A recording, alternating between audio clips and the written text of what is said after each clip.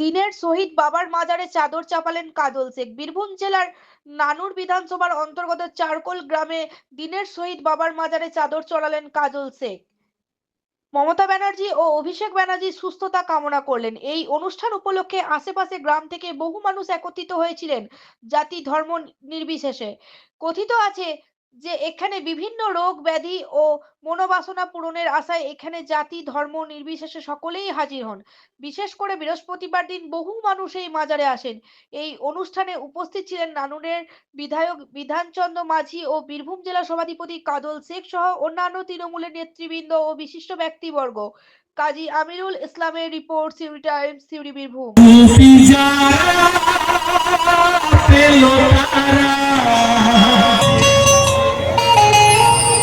তুমি মমতা সরকার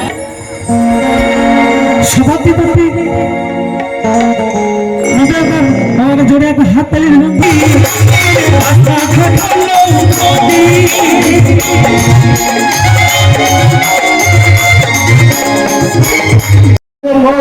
বাপি ঘোষ আপনারা মঞ্চে আসুন। এই বাবা দিনের শরীরের আশীর্বাদ আছে। লড়াই সংগ্রামে গোলা বারুদ বোমে এই পাপুরি গ্রাম দেখা যায় না। এই বাবা দিনের শহীদকে আশীর্বাদকে সম্মানীয় বিধানচন্দ্র মাঝি মহাশয়কে এসো বোনেরা, তোমরা গিয়ে এসো ওনাদেরকে নিয়ে উত্তরে পড়িয়ে এবং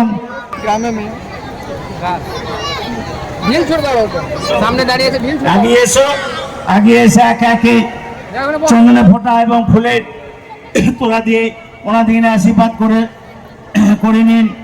অজস্র হয় এইরকম উপকারের জন্য মানুষের পাশে ফাইজুল হক মহসেনগ্রাম মানুষরা তাদের সাহায্যের হাত বাড়িয়ে দিয়েছে এবং আপনারা এসে উপস্থিত হয়েছেন আজকে বাবা দিনের শহীদ আশীর্বাদ নেই যে এই বিষয়ে অজস্র ধন্যবাদ, অজস্র ধন্যবাদ এবং নানুরে বিধানচন্দ্র মাঝিকে বন্ধু আগিয়ে এসে ওনাকে বরণ। যুগ যুগ ধরে এখানে এই ধরনের অনুষ্ঠান হয়ে থাকে। আমাদের বাবা দিনার শহীদের প্রাঙ্গণে প্রত্যেক বছর এখানে ভোগ বিতরণ হয় এবং হাজারে হাজারে কাতারে কাতারে মানুষ এখানে সমবেত হয়।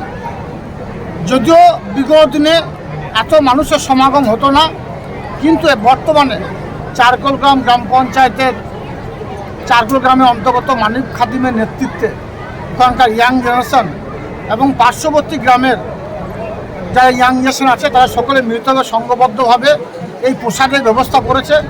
আজকে প্রায় 10 থেকে 15,000 এই এরিয়ার মায়েরা বোনেরা এখানে এসে প্রসাদ খাবে এবং এটা 4টে পর্যন্ত চলবে।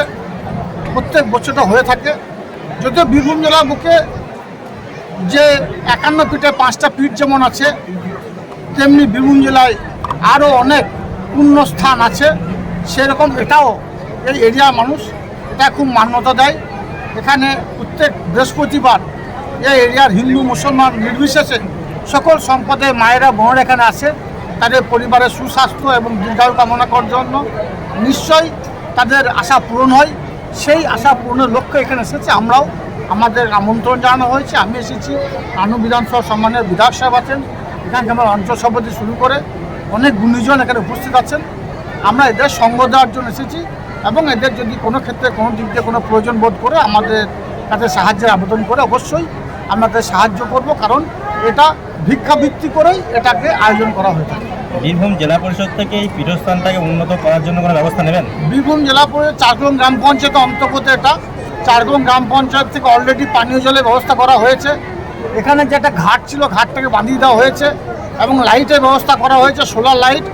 এবং আগামী দিনে এটাকে একটা পর্যটন কেন্দ্র হিসাবে গড়ে তোলার পরিকল্পনা আমাদের, চিন্তাভাবনা আমাদের আছে। যদিও বিগত দিনে এটাকে আলপথ দিয়ে হেঁটে আসতে হতো। আপনারা দেখতে পাচ্ছেন ঢালাই রাস্তা। আমাদের মাননীয় মুখ্যমন্ত্রী মাননীয় মমতা বন্দ্যোপাধ্যায়ের উন্নয়নের ছোঁয়া যখন এখানে পড়েছে, অবশ্যই এটা পীঠস্থানে আগামী দিনে রূপান্তরিত হবে।